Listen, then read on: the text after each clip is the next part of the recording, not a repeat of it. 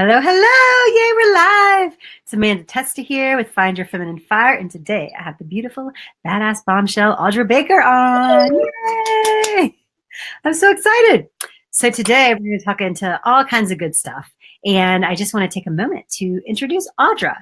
And Audra is a yoga teacher, a sexuality food coach, and she helps women who have possibly spent a lifetime trying to diet and exercise their way to feeling good about themselves, finally experience peace with food and a deeper, more loving connection to their own body, as well as tangible weight releasing results.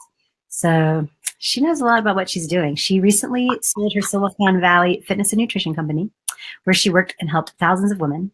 And she loved helping this way, but struggled because she watched her clients and they would have the success, but then find themselves right back where they started.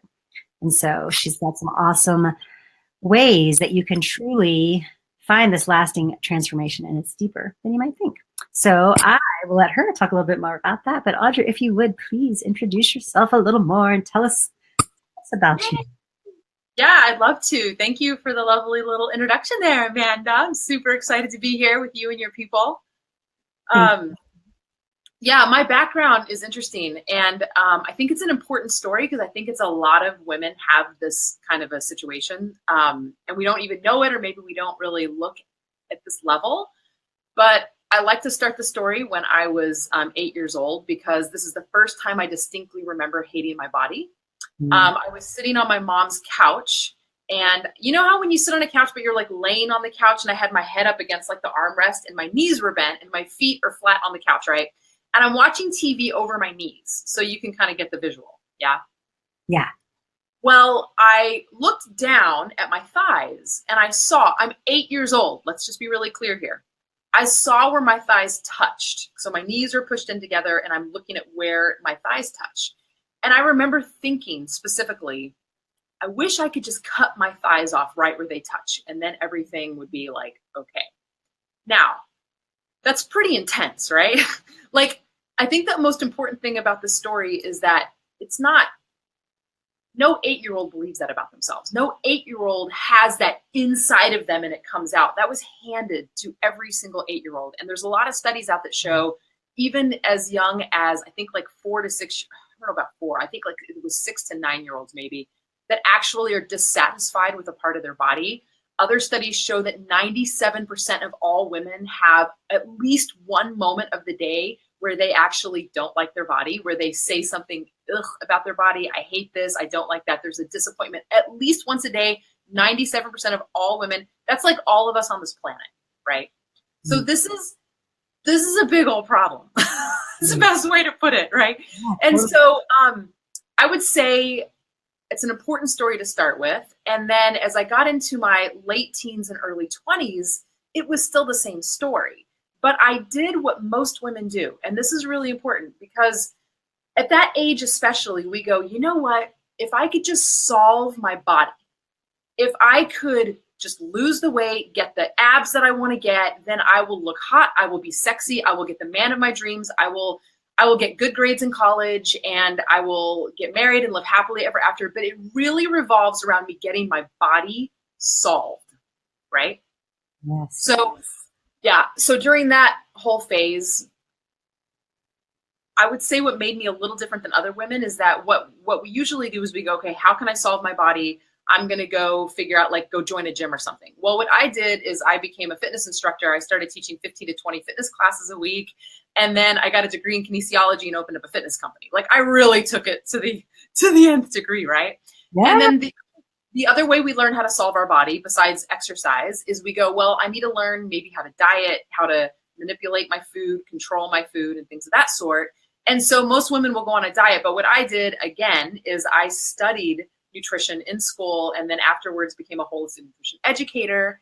And then my company was a fitness and nutrition company in Silicon Valley. So I really took it to the nth degree. And I say all of this because it didn't matter what size my body was. It took me years. And I'm telling you, up until my early 30s to get to the point where I'm actually just never happy. My body can be bigger, like it could be 40 pounds bigger than it is today, which it has been, or it could be like maybe 10 or 15 pounds smaller than it is today, which it has been. And it doesn't matter on which spectrum. there is something inside of me that needs to shift and change in a big way. And so it had nothing to do with food or exercise. And I noticed this with my clients as well. So I have thousands of before and after pictures of clients who have worked with me over the course of my career. And I've kept in touch with almost every single one of them. And almost every single one of them will have a story of, even once I lost the weight, I still didn't like the way I looked. I still didn't like myself. I still thought that I was this person and not that person. And that is one of the biggest reasons why I sold my company. And I'm just like, I got to get out of this. I don't like fitness. I don't like nutrition. None of this is working for me. This feels so superficial.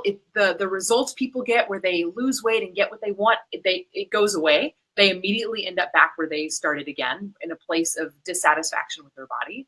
And so that began my journey of yoga, of meditation, of therapy. I actually moved up to San Francisco and I started this world of, I'm going to meditate, I'm going to go to therapy, I'm going to dive into the world of yoga, and I'm going to start to heal myself. And I don't want to discredit how important this time in my life was. It started about 6 years ago. And meditation is great. Yoga is great. Like getting into the body and going deeper, all of this stuff. Therapy is great.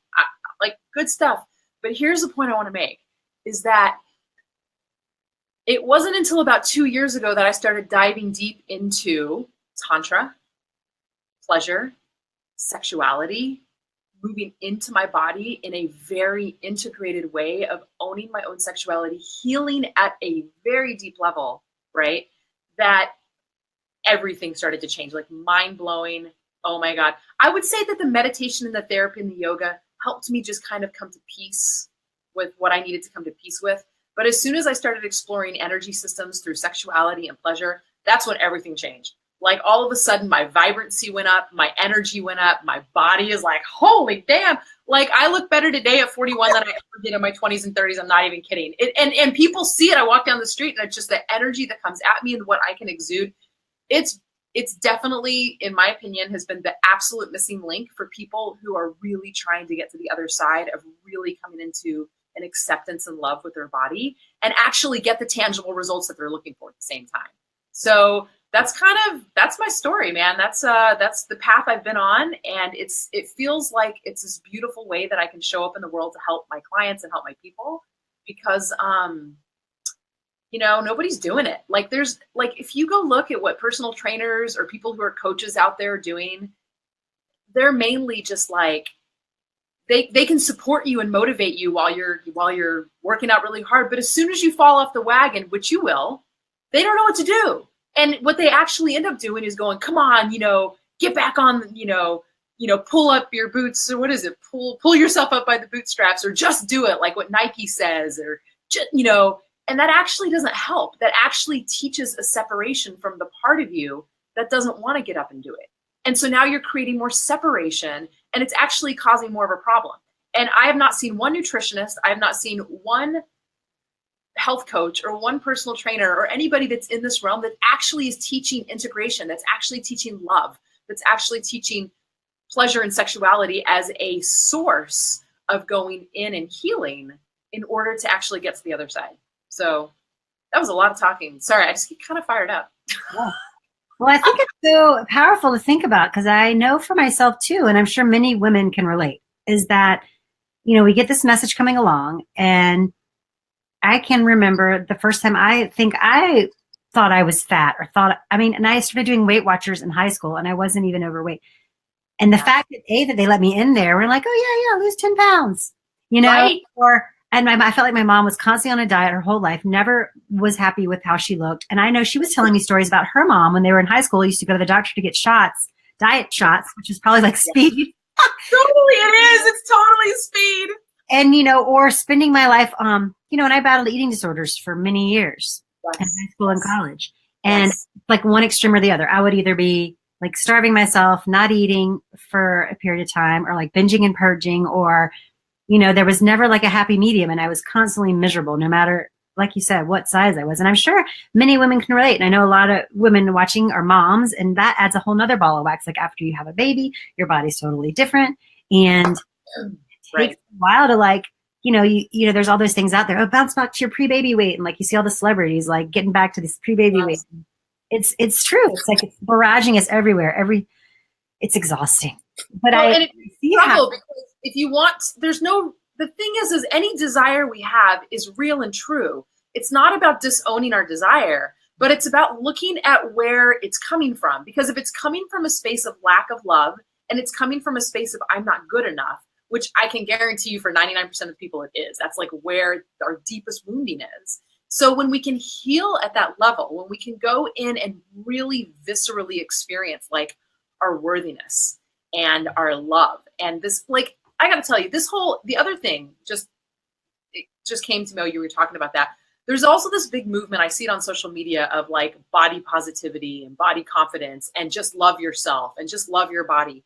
And all of that makes a lot of sense, right? It's like, okay, yeah, I should love myself. Okay, yeah, I'm like, I was at an event. It was called the Awakened Women's Convergence. It was pretty awesome. I did a workshop there in Phoenix. But there was a woman there, and she did this whole ceremony to marry yourself. And I thought that was beautiful. Like, you create ritual, and her whole thing was about talking about self-love. But the whole thing was about talking. It was talk, talk, talk. And so people can go, okay, I should love myself. I should love myself enough to be worth. But like, what does that actually mean? And how do you actually viscerally feel it? Because talking about it is one thing. Writing, hashtag body positive warrior on Instagram is one thing, but like actually doing the practices to get you to feel and experience what that worthiness and connection is, that's the ticket. And what I do for my people is I connect all of that into a systematic process that it also includes holistic nutrition. It also includes accountability and moving your body and how all of that works kind of in conjunction. Because while food and exercise is not the answer, it will never get you to where you want to go. If that is indeed your deepest desire, is just to bring the thing full circle where you do want to like look and feel a certain way in your body, there's like earthly things that we have to do. Like, how do you stop eating donuts all day? How do you stop drinking 2 pots of coffee every day? How do you move into a place where like you actually want to eat kale and drink smoothies? And how do you come into a better relationship with your own emotions, that whenever you have an emotional experience, food isn't the first thing that you go to, right? So all of these things are super important. I need to like get organized here. Hold on. Mm-hmm. All of this stuff is super important. But how do we combine that in with real tangible ways of truly going deep inside and feeling worthiness and love, And I found the way to do that is through understanding pleasure and going deeper into your sexuality. I love that. So I just want to step back for one moment because I think I get all crazy and excited, and me, I can go on tangents. But something you said there really stuck with me is like, it takes really viscerally feeling that love and worthiness for yourself. Yeah. And the more you can connect with that, then you make better choices without it being a huge like life and death decision every time you go to the refrigerator. It's like, yeah, it's literally not even a thing. Like it's as you start to come into better relationship, this is the beauty, is that we're living creatures, right? And life wants to live. Life wants to keep creating life. And if we just get out of our way in a lot of ways, there becomes this alignment inside of us that really truly wants to make the right choice. It is there. There's that part of all of us, right? But it does require kind of this like getting out of the way. And when I mean getting out of the way, I mean a real like, I love myself, like a healing and an integration of I am really worth it. Like I'm worthy of love. I like love myself. Holy shit, my body exactly how it is right now. Everything about it, every dimple, everything, my butt, my legs, my everything. Oh my God, holy damn. Like that level of knowing, it makes it so you might feel an emotional experience, but you don't want to do something that would disrespect what this life force energy that's coming out of you. That might be the best way to describe it. Because it doesn't have to be like push and grunt and groan on some levels. It doesn't have to be that, you know? And I love how you say you can connect it to pleasure. And so can you dive into that a little bit more? Yeah. I think probably your audience gets this, but this is how I get my audience to buy in. Because here's the thing. when you're dealing with actually like holding on to a lot of excess weight and bad habits and things like that that you truly want to heal, in a lot of ways, what we do with food is very correlated to how we feel sexually about our bodies. So meaning that like in so many ways, if we are numbing out with food, our vaginas are numb.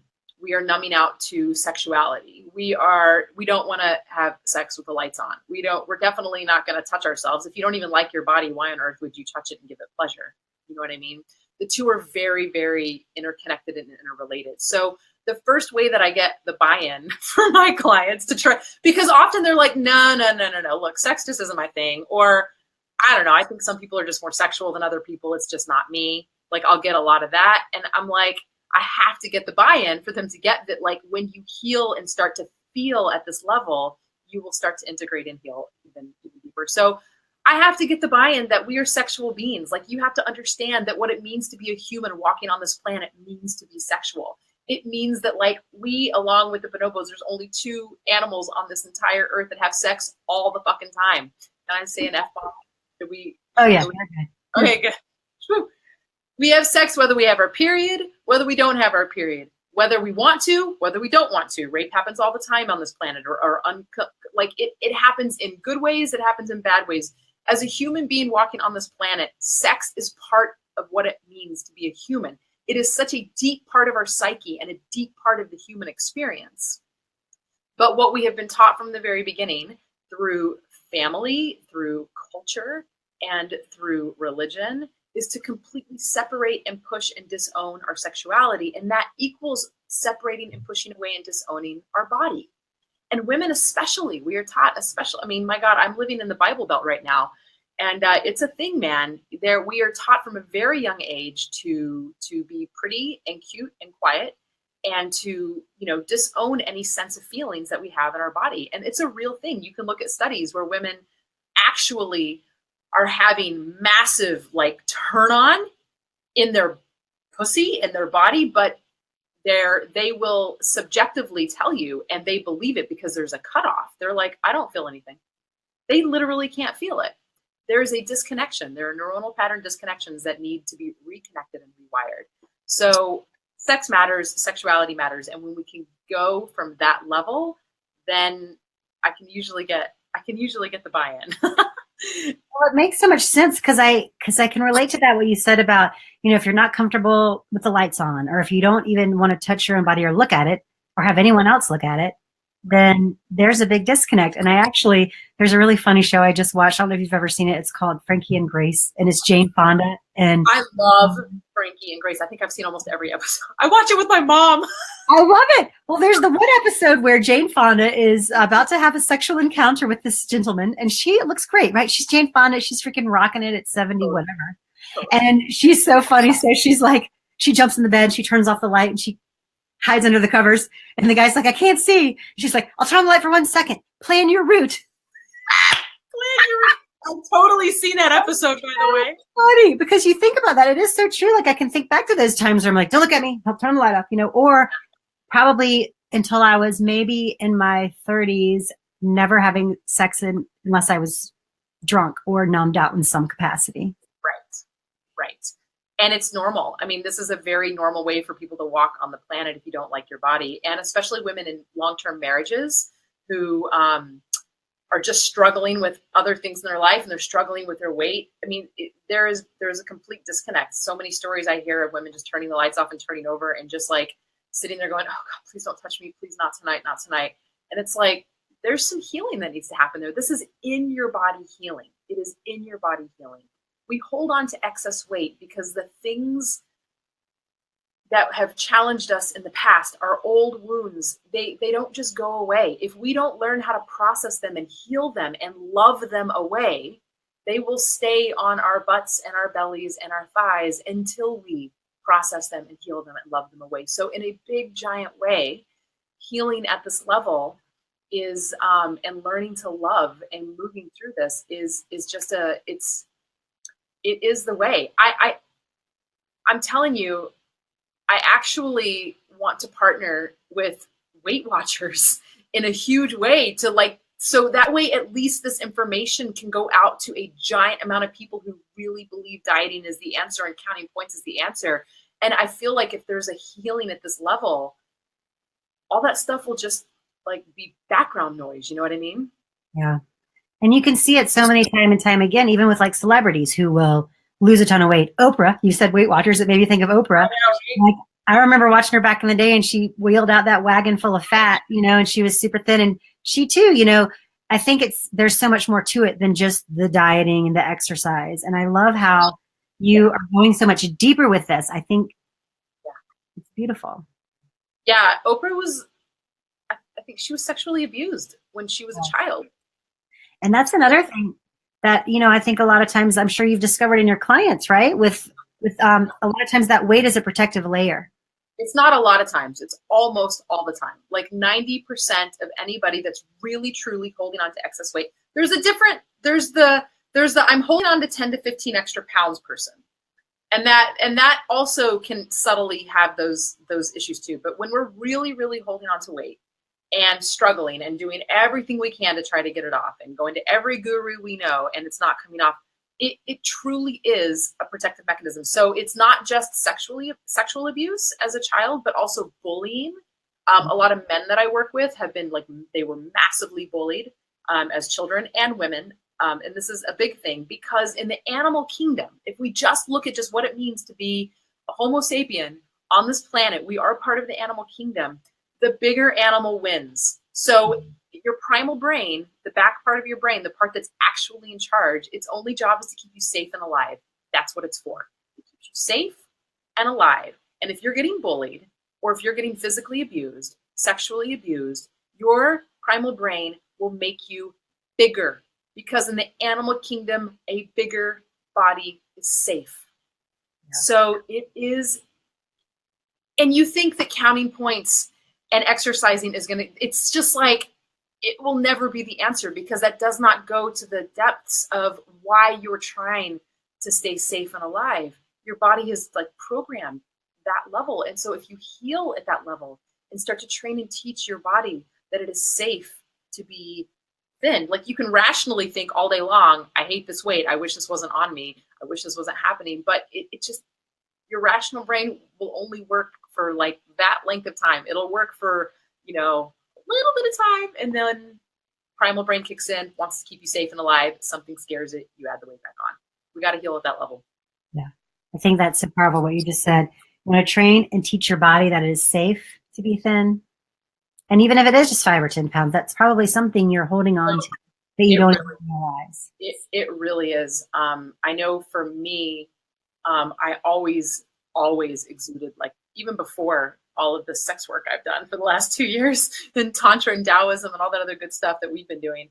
I've always exuded sexual energy. Like I always have enjoyed wearing short skirts. I've always enjoyed trying to be pretty. I've always enjoyed kind of walking down the streets. And there really is this real, you know, if I look back, there was this pool of this sexual energy, but also this fear of my sexual energy and what would come at me. And so when I would get at a smaller size, I would feel this like energy. And for me, for a long time, men were scary, man. They're like the energy of a man. I mean, I grew up on a ranch in Texas around like some like pretty intense, like hardcore, emotionally unintelligent men. It's the best way to put it, where, you know, they only had two forms of emotion, and that was stoic cowboy or raging angry, right? There was no other way. And so energy from men was scary. And as I would like start to get smaller, I would feel that energy from men coming in. It was and it really took a lot more work in my own boundaries of like where is my energy, and how can I contain my energy, and how do I know how to not let that energy come at me? You know, a big lesson, because I lived in Barcelona, Spain for a year, about a year and a half, 2 years ago. I never felt safer because the sexual energy there is, it's really evolved, I guess. Women can walk down the streets with like their butt cheeks hanging out the back and like the cutest outfit and shorts ever, and nobody's looking at them, judging them. nobody even cares. Like it's just this space of relaxation around sexuality. And then from there, I moved straight to Dallas, Texas. And now I live like in downtown Dallas. And I walk down the streets and it took me a big adjustment period of, okay, it's just not the same place. How do I boundary myself in a way that's clearly necessary in this place that doesn't feel so necessary in Barcelona? And it sucks that we have to do that for sure. But that doesn't mean that I have to live a lesser, smaller life. If that makes sense, is the point that I was trying to make here. So I learned, okay, probably not going to wear those kind of shorts in downtown Dallas at 8:00 at night while I'm walking my dog. I'm going to be a little smarter about that, but that doesn't mean that I don't exude the sexual energy that I want to exude and that I don't express in a way that is appropriate and meaningful in my life. Yeah.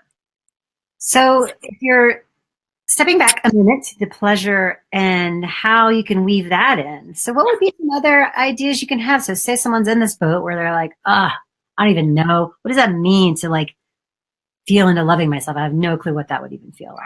Yeah, for sure. Well, I also want to say that just to talk about pleasure, we as a society have a very distorted relationship with pleasure.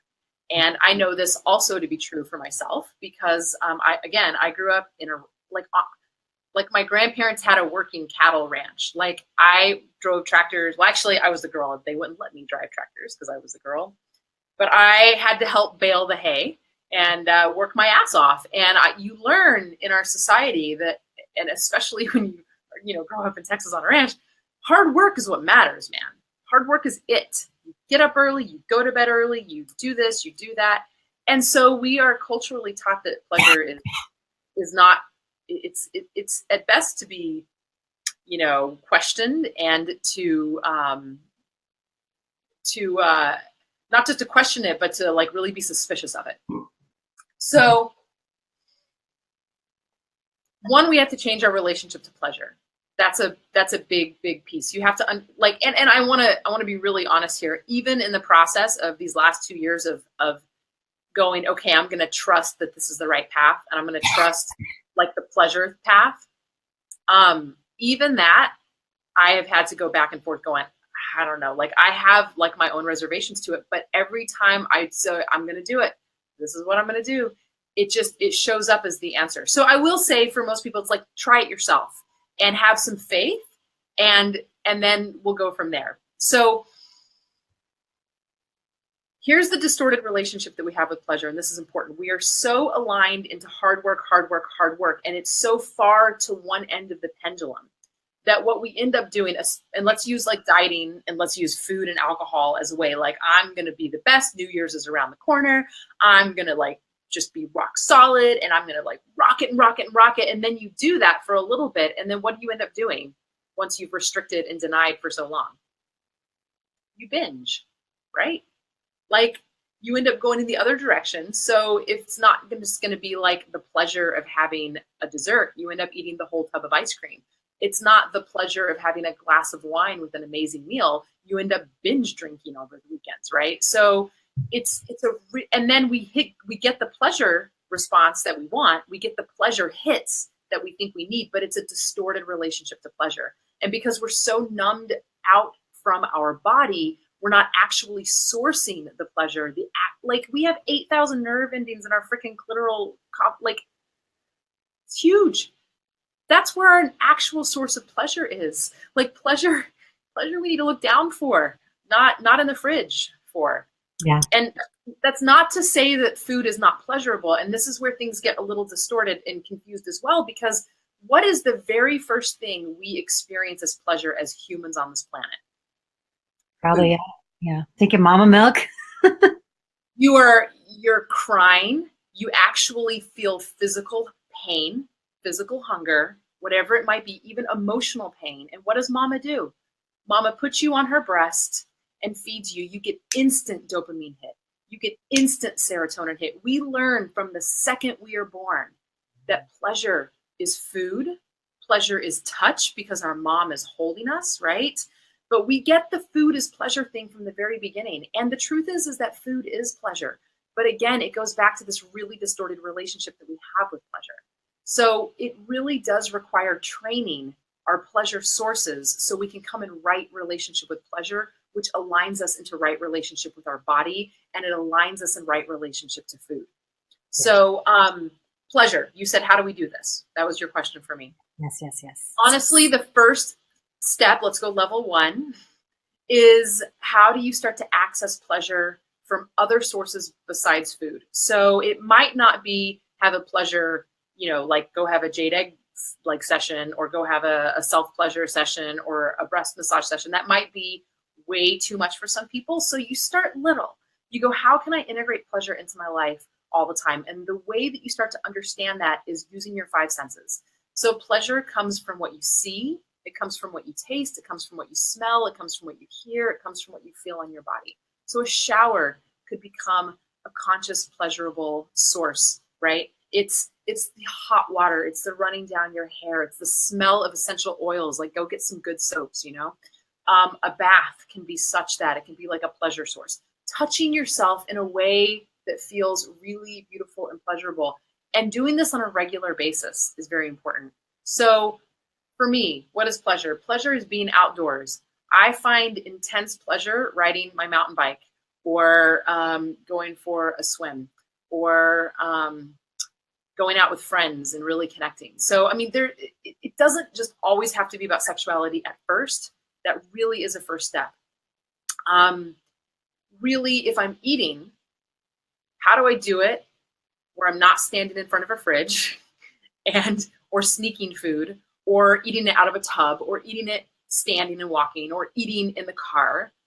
That's what drives me crazy. I can't tell how many clients, oh my God, Audra, I love food. You don't understand. I love it. I'm like, no, you don't.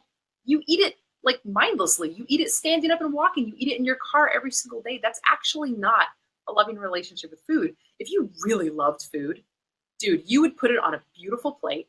You would,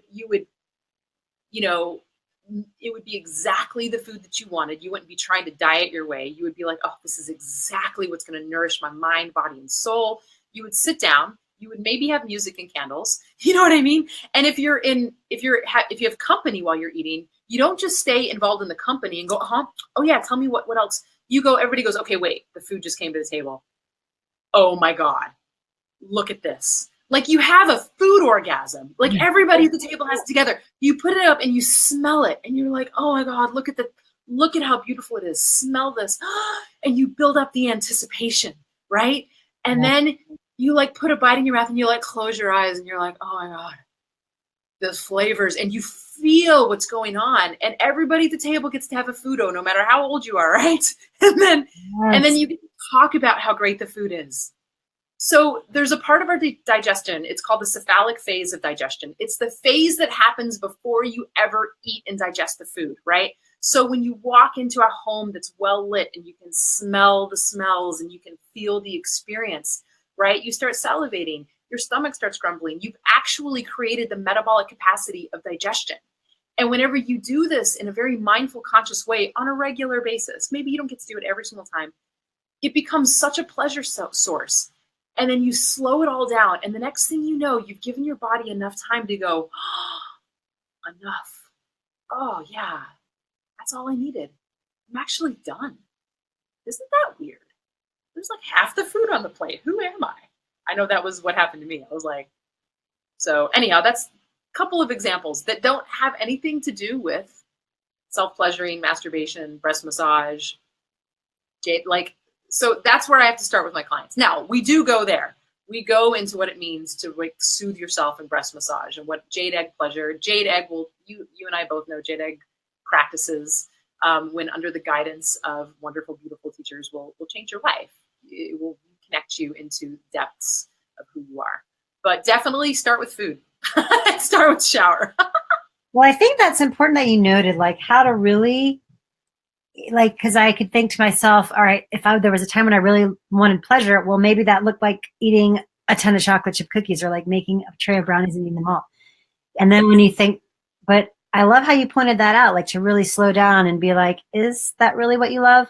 Because if you're doing it mindlessly, if you've passed the point of even enjoying it, and maybe at some point, I know for me, it used to be like I would just keep doing it. It was more like self-sabotage or something. I don't know. It's like, What people think it's pleasure, but it's not. It's a distorted relationship with pleasure. It's the best way to put it.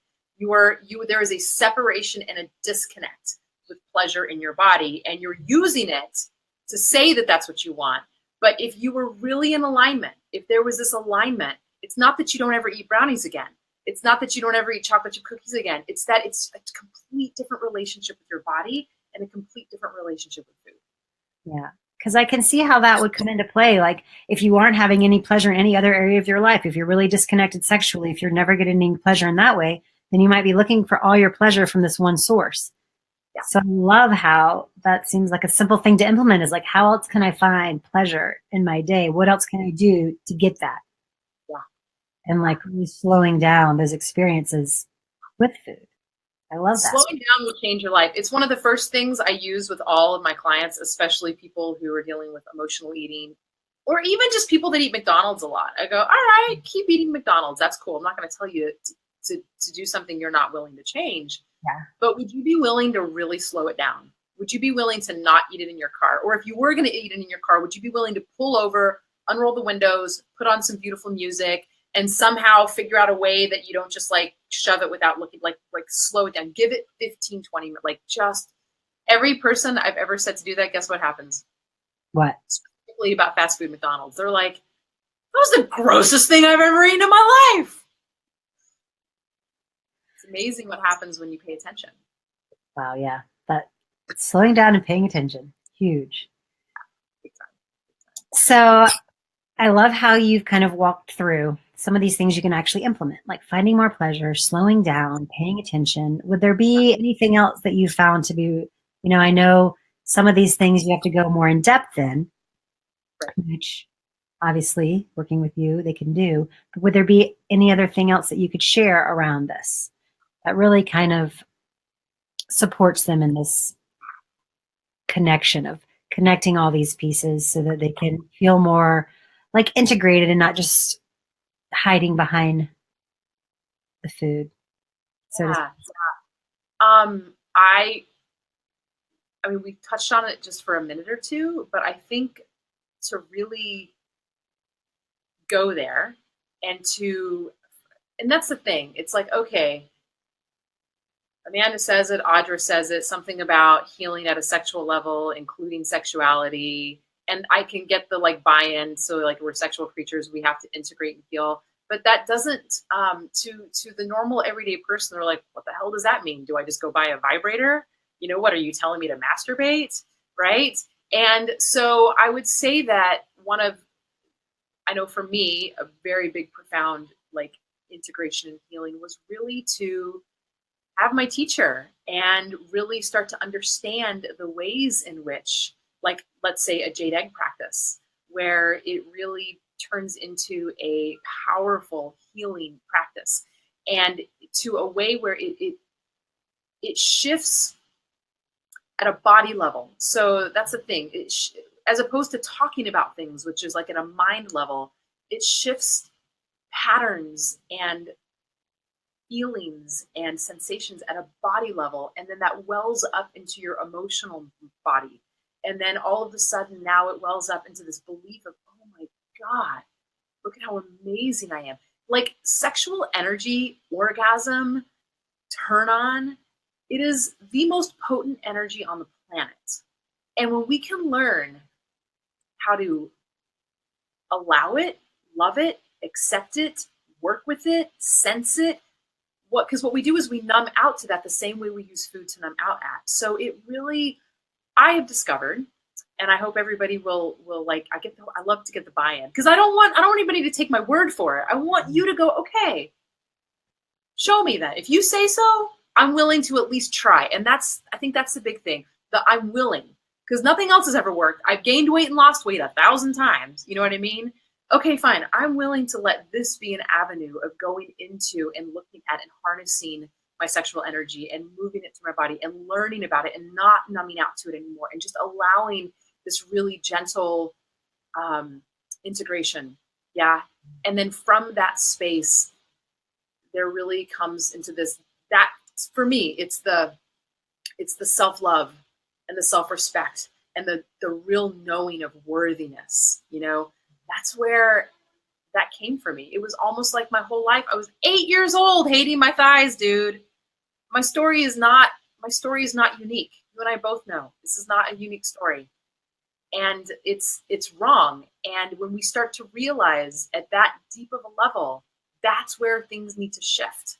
And when that happens, it's I don't know, I have found it to be miraculous. I am ready to shout this shit from the rooftops to the mountaintops to get people to understand. And it's still scary for a lot of people because it does require a buy-in. It requires okay, you're right. I numb out to food. I numb out to my body. I numb out to sex. I mean, so there. Well, I mean, I think that's so true when you think about in what ways are you numb? And also, you know, you've done so many years of working in health and fitness and wellness and seeing what works and what doesn't. And, you know, I spent years and years, you know, personal development and this, that, and the other. And I truly believe that sexuality is the missing key. And I think that I'm grateful for anyone out there watching because you can like skip the years of trying what doesn't work. Right. And we can tell you, like, honestly, the sexuality is the missing key. Like if you can heal that, if you can heal your relationship to your sexuality, like get to the point where you can look at your pussy and think it's the most beautiful thing you've ever seen, which I know I could not even say that word a few years ago. So I understand you're at the place. You're like, oh my God, gross. I'm like, oh my God. I mean, holy shit. Why did anybody tell me about this before? Yeah, because when you get that to that level of love for yourself, where you can like, I don't know, I just find it, like Audra's saying, like it really is amazing. And, you know, I think that's one of the other reasons I love this interview here series, because you can see how it can come into play in so many different areas of your life and so many different things. Like, I would never have thought that this would cure like my body issues. But like Audra says, I know even this past year, it's been a crazy hectic year. My workout schedule hasn't been what it used to, and my body has definitely changed. But I used to do the same thing and not looking at my thighs so much, but like looking at my stomach and wanting to cut it off and just hating my body so much to the point where, I mean, I couldn't even leave the house. I didn't want to be seen in public. And now after this year, I'm like, my body's definitely got some more dimples and not this, that, and the other. I'm like, I really, truly don't care. Like, I still feel good. It's a real coming to. It's a real coming into your own body and exactly where it's at right now. And a lot of people they're like, well, but I want it to change. So I'm nervous to like really, truly accept and love myself all the way through, because then maybe I'll lose the motivation. And it's absolutely the opposite. It's not how it works at all. You actually have to have that happen first. In order to actually be able to come from a space where the changes feel super sweet and gentle and integrated. And metabolically, it changes you. When you come into that loving relationship with yourself, it changes your energy systems. It changes your metabolism. It changes you from a visceral level. Like, we're talking like metabolic capacity, your body to actually function at a level where it can like demolish the food and use the calories and like where the micronutrients and macronutrients become more bioavailable in your body because your energy systems are running, man. It's where now you're like, oh my God, I actually want to go out. I'm going to go for like a walk or go for or go for a bike ride or go to something fun or go dancing. And then there's this energy vitality. And then that's when things shift. It's not the other way around. It's really not.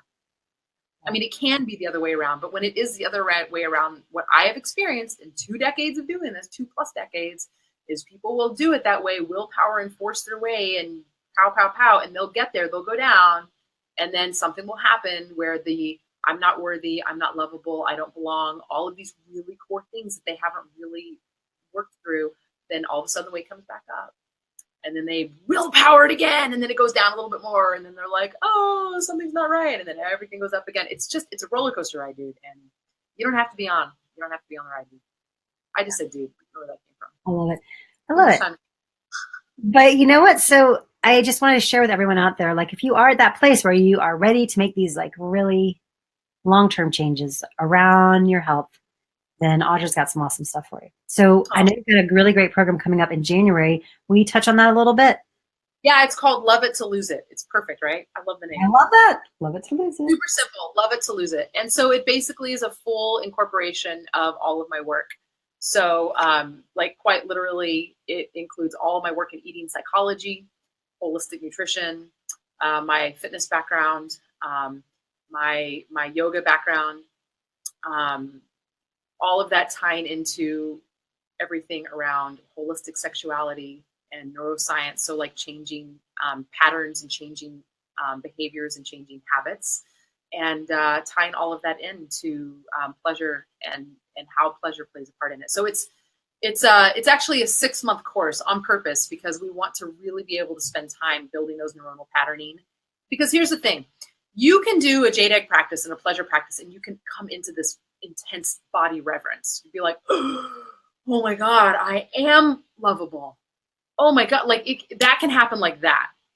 But in the real world, if you actually have tangible weight loss that needs released, like you actually need to like be moving in and learning those new skills and patterns, we want to really do this over the course of time. And so 6 months is a beautiful like container to let all of life come up. So all of the good things and the bad things can come up, and then we can start to heal and integrate at that level. But even before that, just for people to know, that's what that is my Love It to Lose It program.